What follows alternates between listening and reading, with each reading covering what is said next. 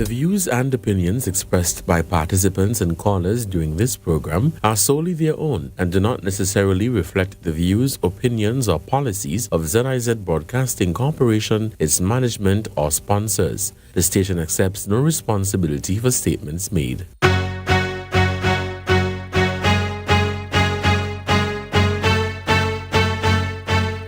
Good morning, Sinkis and Nevis, and welcome to The Edge for Monday, January 27th, 2025.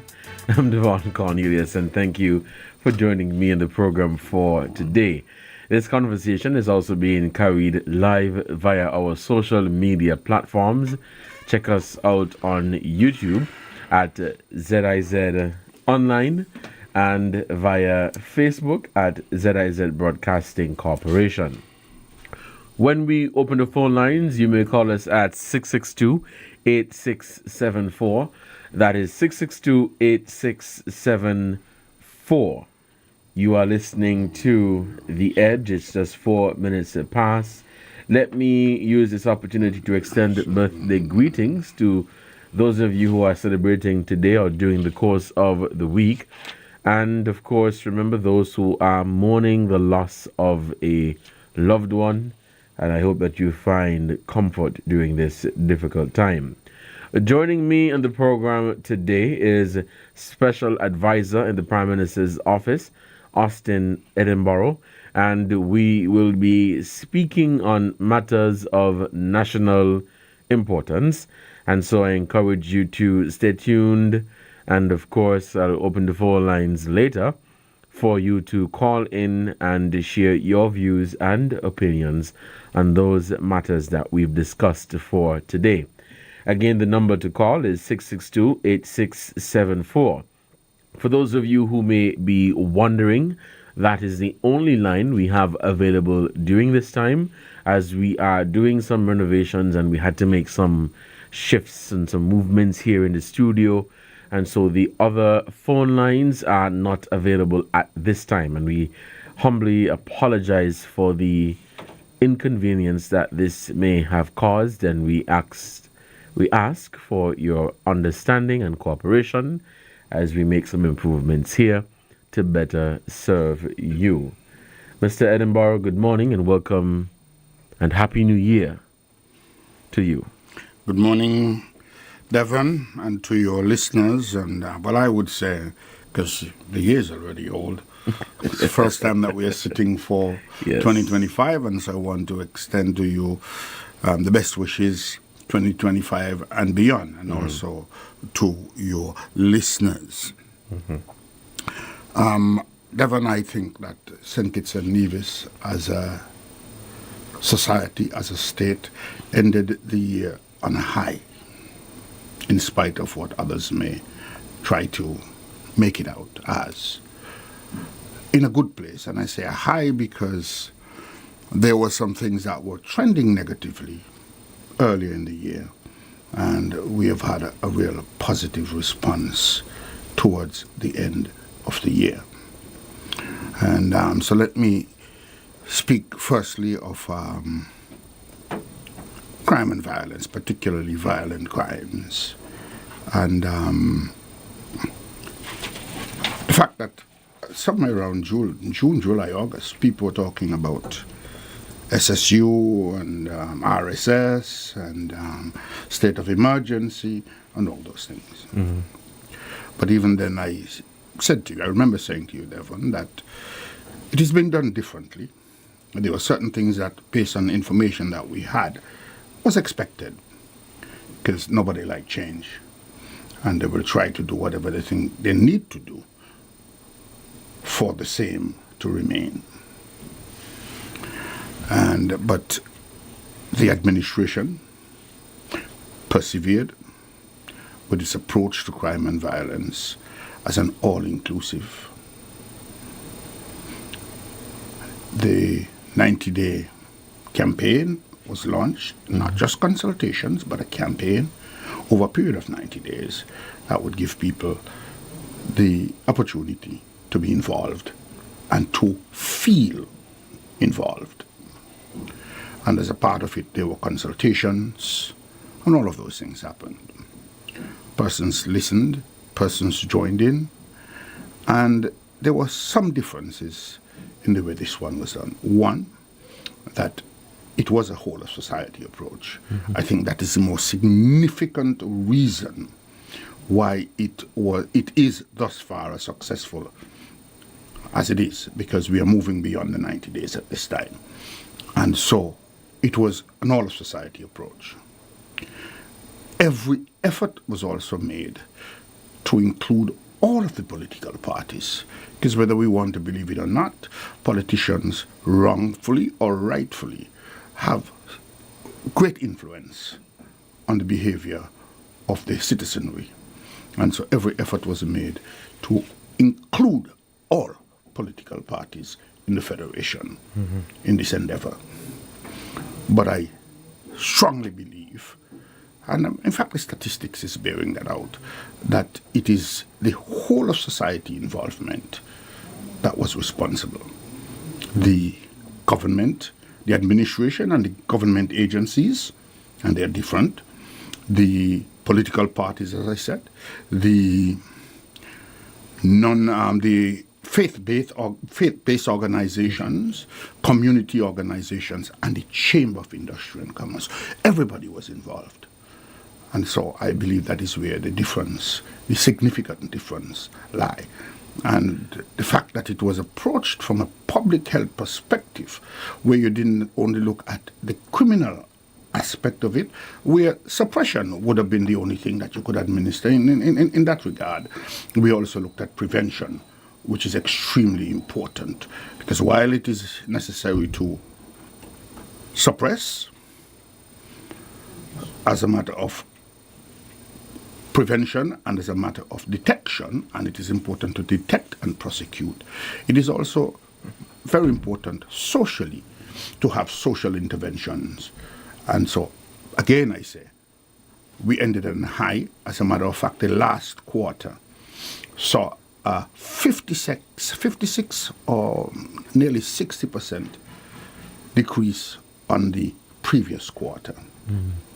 And overall for the year, well, quarter to quarter, it was about, I think, a 25%, but overall for the year, there was about a 10 to 15% decrease in crimes generally. But violent crimes, the decrease was much higher.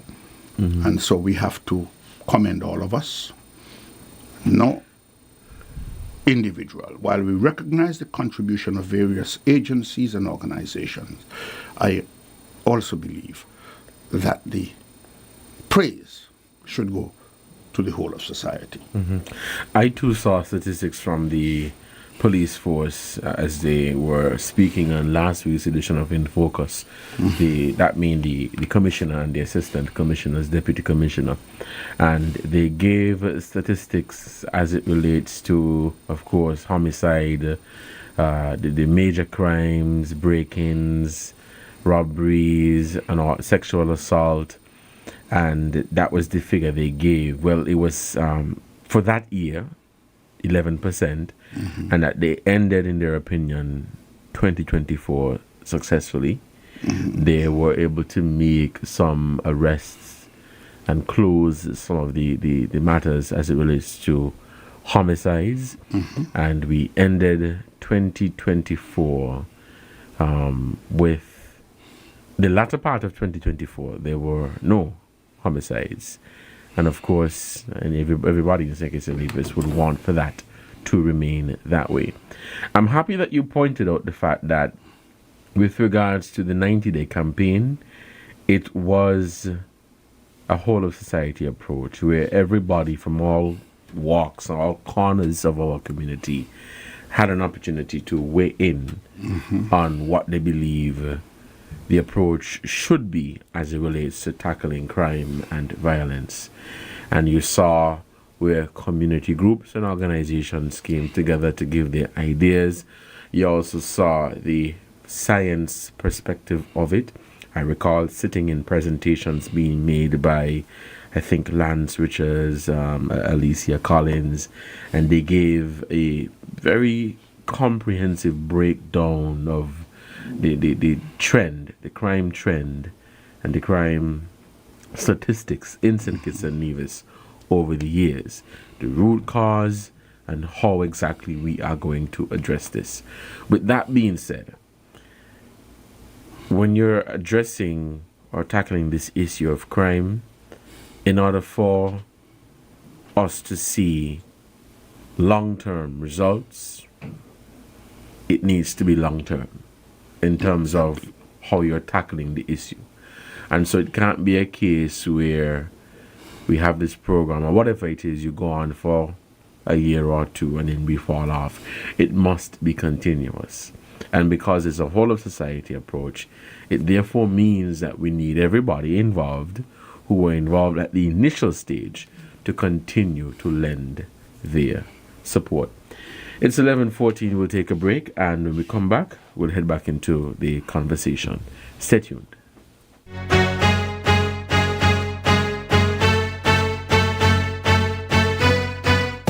Get ready for Dominica's Carnival, the biggest and realest juve. Ready for traditional mass. Yes. Ready for pageantry. Ready for fete after fete. Get ready for costumes and parades. And exhilarating bouillon music. Yes, baby. January 18th to March 4th. Immerse yourself in the spirit of the real mass. Immerse yourself in the spirit of Dominica's Carnival 2025.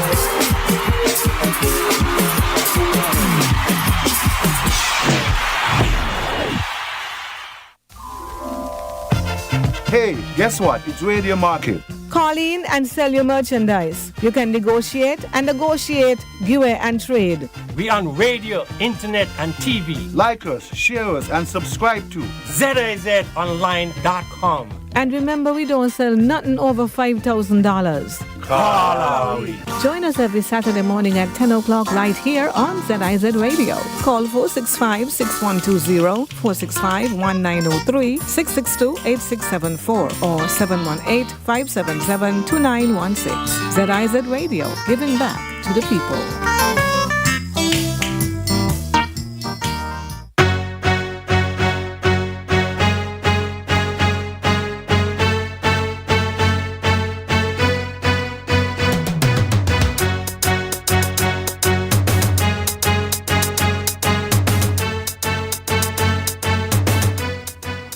Welcome back to The Edge here in ZIZ Radio, 96.21 FM. I'm your host, Devonne Cornelius, and joining me today is Special Advisor in the Prime Minister's Office, Austin Edinburgh. We are speaking on matters of national importance. Mr. Edinburgh.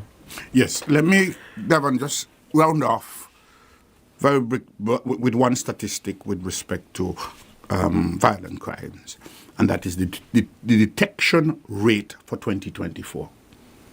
Stood at 56%, the highest in the region. As a matter of fact, the average detection rate for the rest of the world stood at just about 32 to 35%. St. Kitts did a 56% detection rate. And if we can have that kind of detection rate transferred to the conviction rate, then we would be really standing tall. Now, the next thing I want to speak about is the economic situation, Devon. And unfortunately, for the last 2 years plus, the world has been experiencing a war in Ukraine. And then over the next 15 months or so, the war in the Middle East contributed to the inflated inflation that all of us in the region import. So let me speak specifically of St. Kitts and Nevis. We have imported that inflated inflation. And Devon, let me say what the difference, and it's a term that I've heard on an economic program.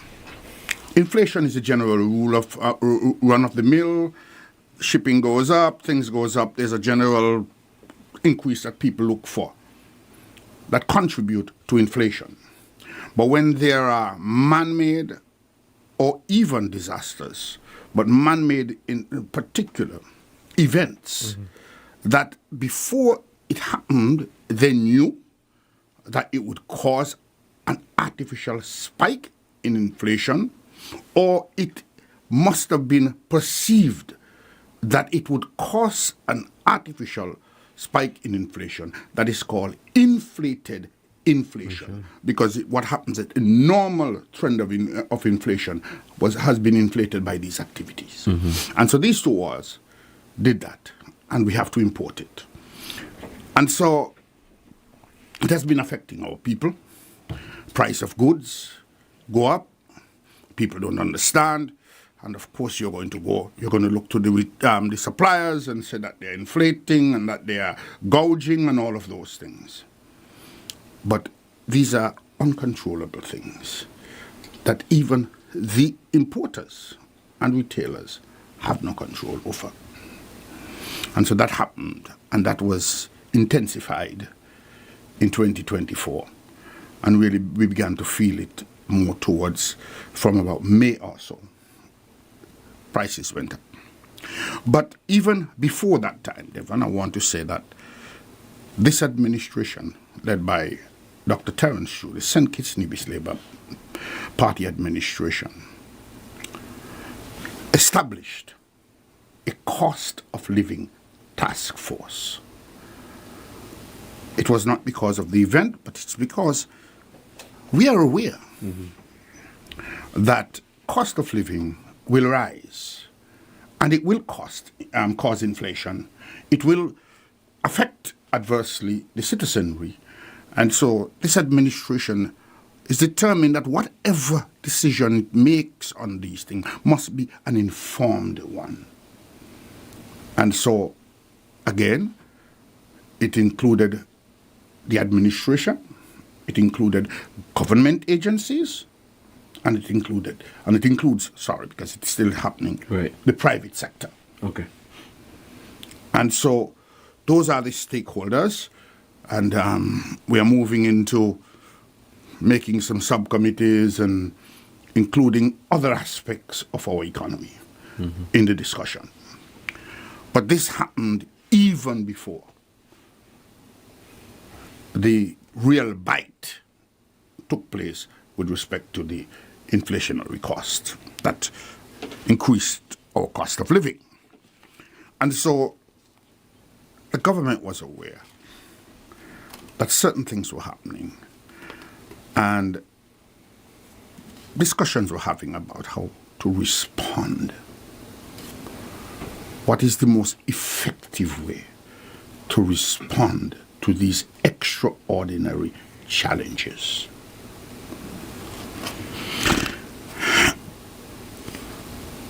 In St. Kitts and Nevis,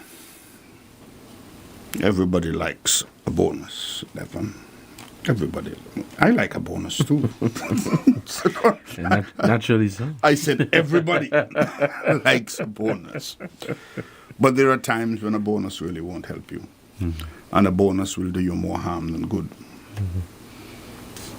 And so you have to look at other ways.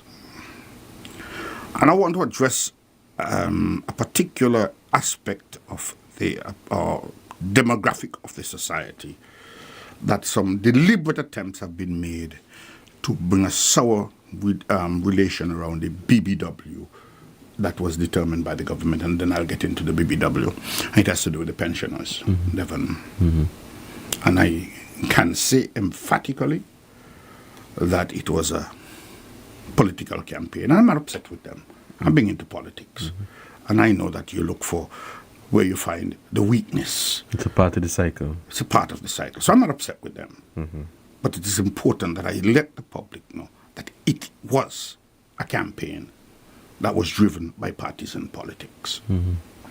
And so it became a big thing, a big talk, rather, about pensioners not being a part of the BBW. The BBW was targeted the active workforce. And when we say the active workforce, we're not talking about persons who are working, because some retirees do work. We're talking about the workforce, or what is considered the workforce, up to retirement. Because when you attain the official retirement age, you really don't go into the statistics with respect to the employment statistics, because you will tip it one way or the other and don't make it as real as it should be. And so that's the area we're talking about. Persons which, according to our law, between the ages of 16 and 62 who are employed. In considering who will get it, one of the questions that were answered, I think it is the one that had the most serious discussions. Who is it that is responsible for the persons who are not working? More importantly, the children, who are not yet having an income, but they have to be maintained. And so it is the workforce, it is the active workforce. And particularly you're looking at persons between the ages of 18 and 45, even up to 50, that have only dependents. None of their children would have attained the age of working as yet, and so forth. You had to take that demographic as a demographic that would have the most responsibility.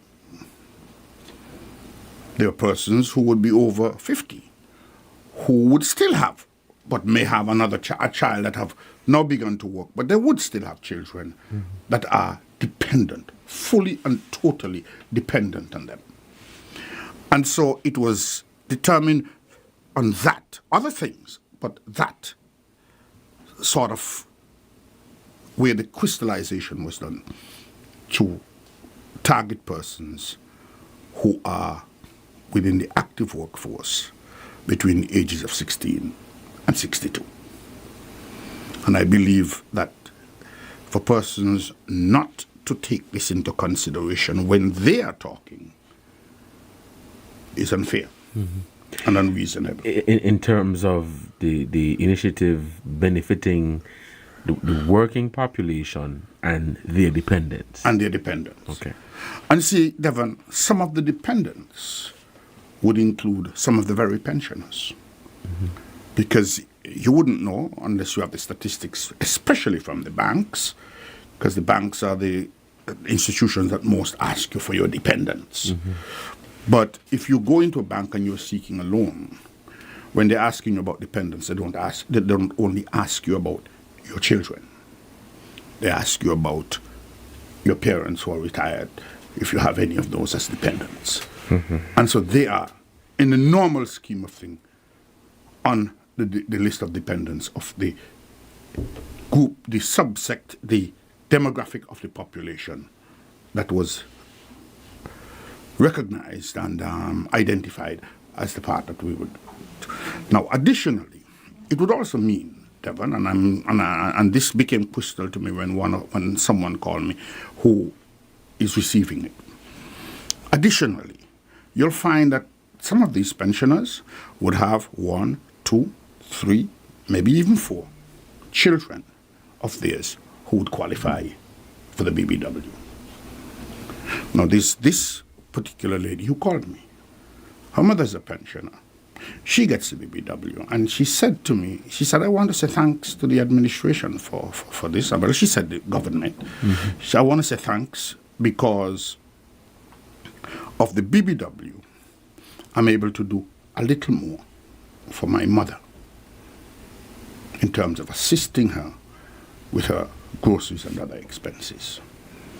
Because here she qualifies for the 250. Her mother doesn't. But this is a 250 that she can take, and which she takes, and she adds to what she's giving her mother. It makes it easier, and it makes it possible for her to do more. And so, why can't that be the mindset of the people around it?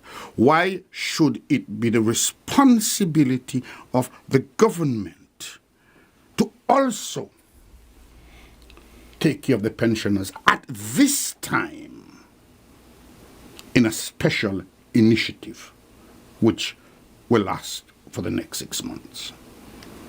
I also want to say that this administration, and then I'll get to the figures, has looked after the pensioners first. And it looked after those who are on the lower end of the economic scale. 2024, in January, the least amount or the smallest contributory pension in Social Security and non-contributory pension were both increased. That's looking after the pensioners, especially those who are less off economically. Apart from that, Devon, for the first time, after the law was passed in 2012, in less than 2 years in office, this administration implemented the GAE pension. These are workers who all of those years had no pension, even though they would have worked hard for the state. And so this administration operationalized, implemented the GAE pension. And so it shows that this administration cares for pensioners. All right. Well, figures are in, they would talk about where you want to control how people spend their money, etc., etc. That's not all to it. Because if all you do is to give assistance, but you're not able to bring any statistics to the fore, so you can learn from it, then you might be going around in circles and doing nothing really. And so I want to bring you some figures with respect to the BBW. The latest figures that we have, and that is the administration, is that 19,461 wallets were distributed thus far. That's a total of $4,865,250 for January thus far. It has not ended this year. There's about 25,000 persons so far who have signed up, and I want to say that some of them do not qualify, and they would be told that or have been told that. But there are some that are still in the system being processed. And so if those who qualify, once they may put in the application, I'm sure that today some of them might be receiving confirmation as we speak. But that's not all. Government agencies, have also benefited. And let me not say benefit, because the person who benefits really is the recipient. But portions of that money has come back to government agencies as part of payment. So let me tell you the areas that concerns the government when they were putting out this wallet. One, we want our persons to have utilities, electricity and water. And so they were included. People must eat. And so food was included in the wallet. And we believe that everybody deserves to be housed. And so housing was included in the wallet. And so those are the areas in terms of the receipts that we have so far. So, as I said, $4,865,250 was disbursed thus far. Of that, government agencies, SCELEC, $750,643.38. Wow. From the BBW, from the 4 million that was distributed, SCELEC repeat that for me, please. It is $750,643.38. Water services, and that's in St. Kitts, $132,576.13. Nevlec, $153,283.64. Water Department Nevis, $50,962.34. NHC, $25,941. 941. Yes. Now, that is a total going back to government agencies, and that's both in St. Kitts and Nevis, of $1,113,406.79. Now, this is very important. The difference is $3,751,843.21.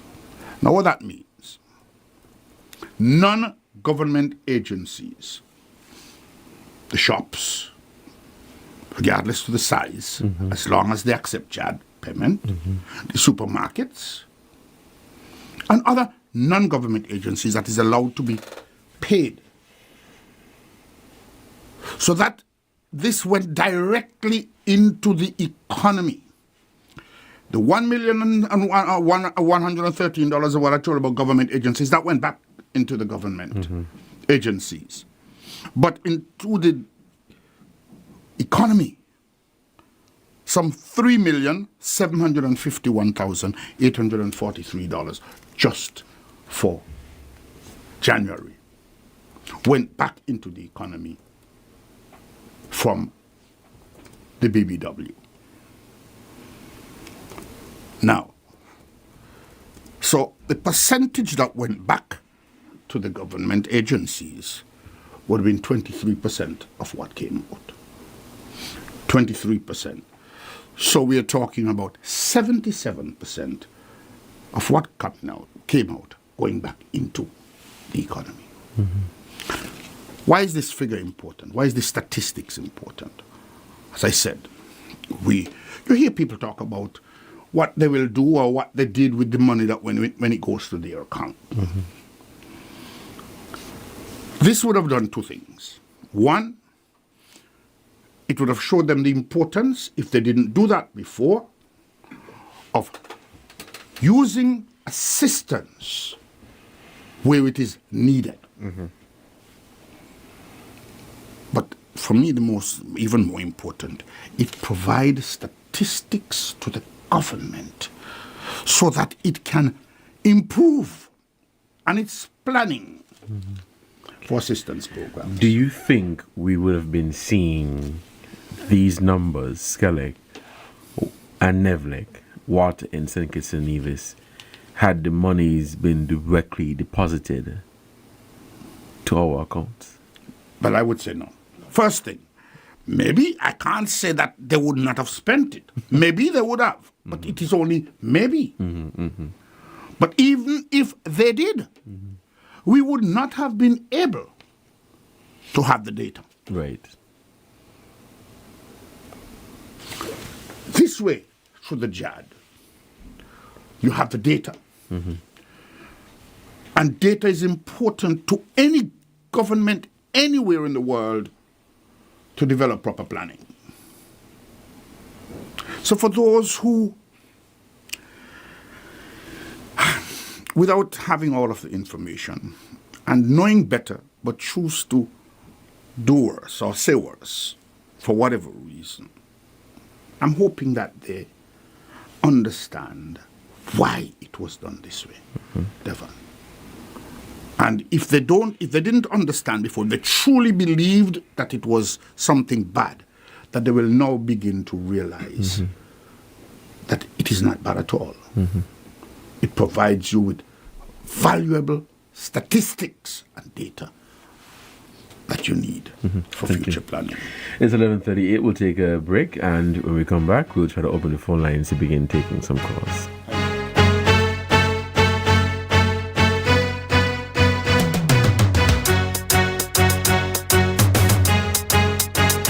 Get ready to ignite your Tuesday nights with a show that's as educational as it is entertaining. Welcome to Pleasure Pulse, your weekly guide to the world of sex education. Join Roma every Tuesday night from 8 to 9 p.m. exclusively on ZIZ Radio 96.1 FM. It's the perfect way to spice up your midweek routine and get answers to all your burning questions. Whether you're looking for relationship advice or curious about the art of intimacy, Roma's got you covered.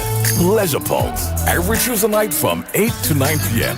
Only on ZIZ Radio 96.1 FM. Don't miss out. Your sex education journey starts this Tuesday with Roma as your guide.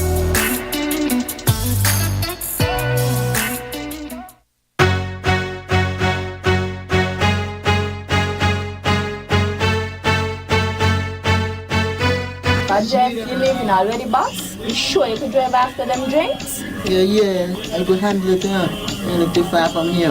I'm gonna take me time.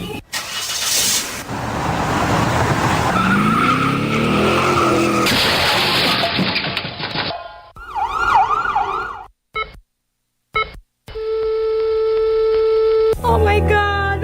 Jeff, you're gone! I told you not to drink and drive! The problem with drinking and driving is the morning after. Drink responsibly. This message was brought to you by the St. Kitts Nevis National Council on Drug Abuse Prevention in collaboration with SKNIS.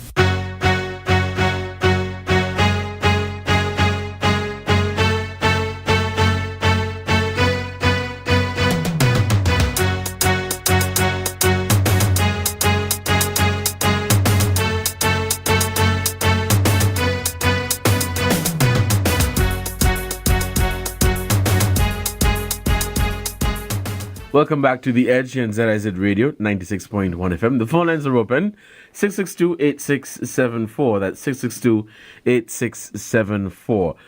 The numbers that you've shared here, the statistics that you've shared here, Mr. Edinburgh, are, I'll say in one word, amazing.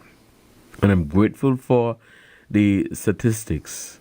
And I would say that our listeners are grateful as well, in the sense that it gives you an idea of how impactful the initiative is. Exactly. And it gives you an idea of what the intent was. So we know it came in response to the global inflation, yes, the rising cost of food and living and all of that. And it touched on food, housing, and utilities, things that we absolutely need to survive. I asked the question earlier regarding, had the money gone directly to people's accounts if we would have seen these figures? And you're correct in the sense that you would not have been able to definitively say that Skelec or Nevik or Water Department or whoever got this amount from this initiative, because there was no way to track it. So with this figure, or with these statistics, you could use it to better inform other, if any, social assistance programs. Certainly. And a point we made off the air, the $1.1 million that has gone to the public sector, that same $1.1 million may very well go back into assisting more people. Of course, because the better the government agencies fare, the least or the lesser the amount that the government will have to put in as subventions. Because government agencies, if they don't have the money on which to operate, comes right back to government. Right. And government has to fund it. We have a caller. We have a caller on the line. Let's take this call. Caller, you're on the air. Good morning. Yes, good morning, Mr. Devon and Mr. Edinburgh. Good morning. Thank you for this very good and useful information. I'm getting a feedback, maybe on your side. Yes, thank you, and blessed day to all. Now, Mr. Edinburgh, the information that you provided is very useful, and I thank you for that. But I must say what that some of the reasons you gave why the government has given this, how should I say, this facility to help persons regarding food, utility bills, etc., which are good, that would also be relevant to pensioners and social security persons who are getting amounts less than a certain amount. I'm not sure why you think that, why it was thought that they shouldn't get. Now, if these people have worked all these years in the country, helped to build the country, they're getting now just a small amount of pension. And they also feel the impact of the food and utility bills. Some of these are very able-bodied persons living on their own. Some may be living with children, just as you mentioned. You gave an example. But why can't that person get it on her own? Why does she have to be grateful that the daughter is getting her bit and must help to supply her, particular needs? And you have some households, as was said, that there would be 3 persons in the household who would be getting. You're assuming then that each of them will have their own utility bills. Each of them would have the children to support in one household. Very often those people have a separate household, but there are some parents who may have a separate household, even if they live in the same house. They may have a separate household. They are pensioners and they don't get this and still have to pay, as I said, the food and utility bills and so on. So this needs to be looked at, because you may see it one way, but I think many people see that these pensioners should also be getting, once they get below a certain amount, to help them with the cost of living. If I may respond, and I have no problem with your concerns. All of us would like to be included if there is assistance and the possibility exists for us to be included. But we also have to look at the reality. There is nothing that a government spends out that it doesn't have to raise through revenue. That's a given. And so the government must also have an amount that it is comfortable when it comes to social assistance expending. That's one. 2, if this is a short-term initiative, 6 months, for a specific purpose, and the persons who would have additional persons to take care of were considered first. They would have children to take care of who we bring into the world and must take care of because they don't earn. And so that had to be foremost in our minds. Additionally, even if a pensioner live on their own and pay their own bills, if they don't have any children to provide something else for them, there are other social assistance programs. And some pensioners are also on the lift. And I know somebody's going to push back. Well, some of those workers are also on the lift. Yes, but the pensioners normally would not have the additional responsibility of taking care of other lives, especially the lives of the children who are not earning. Mm-hmm.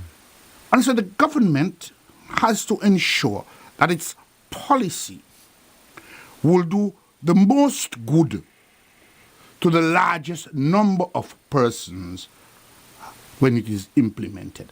And that is what this one is all about. I also want to say, and I'm going to say, because I know that there are pensioners who would have 3 or 4 of their children accessing this. it must become a part of the responsibility of the society to look after their own.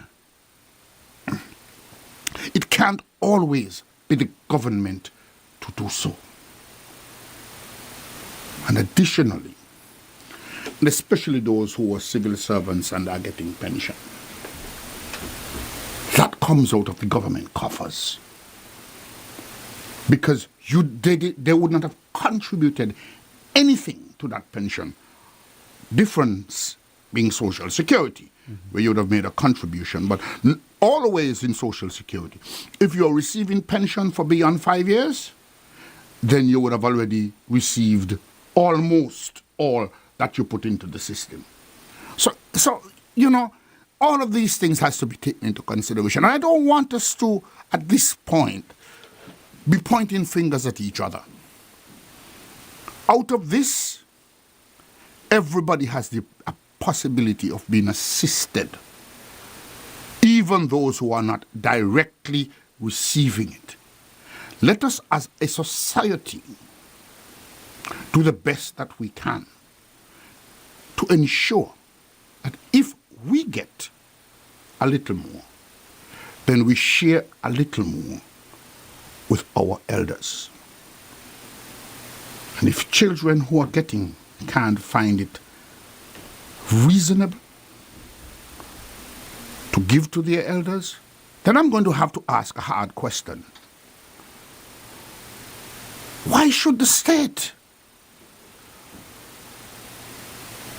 And this is not because I'm saying the state shouldn't.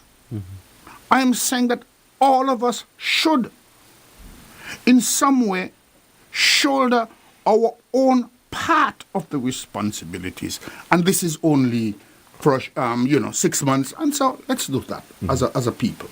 We have a call on the line.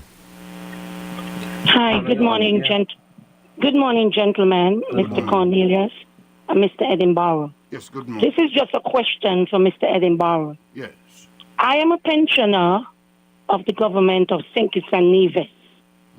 I have worked for over 25 years. I have dependents. So am I not entitled to the $250? You're not. But let me ask, what type of dependents do you have? I have a little boy that is 6 years old and one that is 13. And they're your children? They're not my own. There goes the point that I made earlier. If you are taking care of them for your children, have their parent, is their parent deceased or their parents ill? Their parents are not here. But their parents should take care of them, and that's the point I am making. No, I'm not disputing. I'm not disputing that. What I'm asking is, I think the age range of people to retire was 55 years. Yes. I retired, that is, I'm not 62, but I am a pensioner of the government of St. Kitts and Nevis. Yes. Okay? So am I entitled to that? It doesn't matter where. No, you're not entitled to the BBW. But let me tell you what you can access if taking care of the children and because it is burdensome, and that would be a different assessment. If you are not on the lift and you are facing challenges, because they're children, and I would not want them to be worse off than any other child or any other children. So you can access the lift and put your situation to them, and they will make their own assessments. Okay, another thing, Mr. Endenbauer, I know you said that, but it's not as easy as you think it is with the lift. It's not as easy as it is, not only for myself, but others. Because I know of a lady that she gets $800. She's not 63 yet on the government's pension. And they told her she's not entitled to it. She has dependent. So I'm kind of lost. I don't think. Or the lift and the booster wallet. Now, I don't think we're looking at that category. Those pensioners that are not 62 years. Well, here's what I'm saying. If you're a pensioner, you do not qualify. But I want to say this to you in terms of persons who are retired from government and still working and not 62, and they assume that the government will not know that they're working. If they're not 62, they're still paying Social Security. And so it would reflect. And those persons will be getting a pension, but still getting a salary. And all of these things we are aware of. Okay, no, but this I is don't just want to come here and make it look as though I am, because I don't want to speak ill of them. But I just want you to know that data is very important. And the government has access to Social Security data because Social Security is a government agency. Yeah, but this is just a question that I'm asking. Okay, it's not disputing anything. I know a lot of persons are glad, for the 250, but I'm just asking. I don't think we were watching at that category, the pensioners that are not 62 years. Okay, thank you for the information. Thank you very much. Thank you so much for your contribution. It's 11:54. I think we can take, we have a call on the line. It's 11:54. The phone lines remain open at 662-8674. If we don't get a call now, then we'll begin wrapping up the program because we have just about 5 minutes left. So your closing comments, Mr. Edinburgh. Devon, I want to thank you for having me, and thank you for reminding me. Last week after we spoke, I didn't put it in the diary, and I almost forgot. But I did forget, honestly. But I'm happy to be here. Yes. I'm happy to be here to provide the information, to speak to things that are affecting. Devon, there's some, looks like a call is okay. Let's take the call. Hello, caller, you're on the air. Good morning. Hello, good morning. Hello. Hello. Yes, Hey, caller, good you're on morning. the air. I have one question. Could you speak up, please? Can you hear me? Hello. Hi. Yes, caller, go ahead. Hi. Good morning. Good morning. I'm calling to find out if somebody was working until November last year, is it possible for them to apply? The question is that if somebody was working up to November last year, that's November 2024?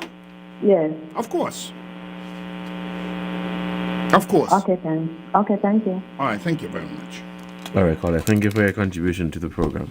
And I think that was an important call to take, because there are some persons who may think that because they are not employed now, for whatever reason, they might have been laid off, where they're working might have closed down. So let me make it abundantly clear that even if you think that it is 2 years ago and you don't qualify, and you may well not qualify, I am not going to tell you do not apply, because I don't have the final say on who qualifies and who don't qualify. There are criteria that's built into the system, and those who are doing the assessment will tell you.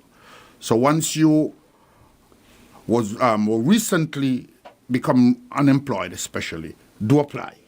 Okay.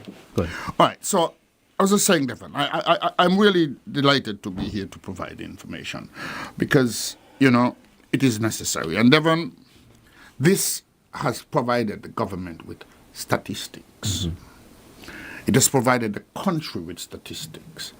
And pretty soon you will hear some different statistics coming out. Not from the BBW, but the cost of living task force is also having serious discussion, because there are some perceptions that's out there. We need to be able to speak to them so we can inform the public from a task force standpoint, not from a government standpoint, from a task force standpoint. That is already being discussed. And so this administration wants to see the dissemination of information on the economy mirrors that of larger countries, where it is not just the government agencies that provide information, but also agencies that involve the private sector. And so I want to thank you again for having me, and I want to say to the people of St. Kitts and Nevis, blessed and prosperous 2025 and beyond. Thank you very much.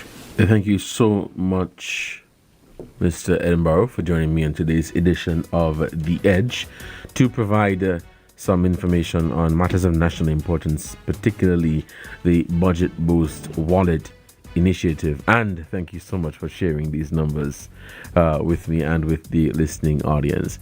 You've been listening to The Edge for Monday, January 27, 2025. Tune in tomorrow. Joining me will be the Honorable Iselin Phillip, Minister with responsibility for social development, and we'll be discussing after the 90 days, the 90-day campaign against crime and violence. Coming up next is our midday newscast. Goodbye.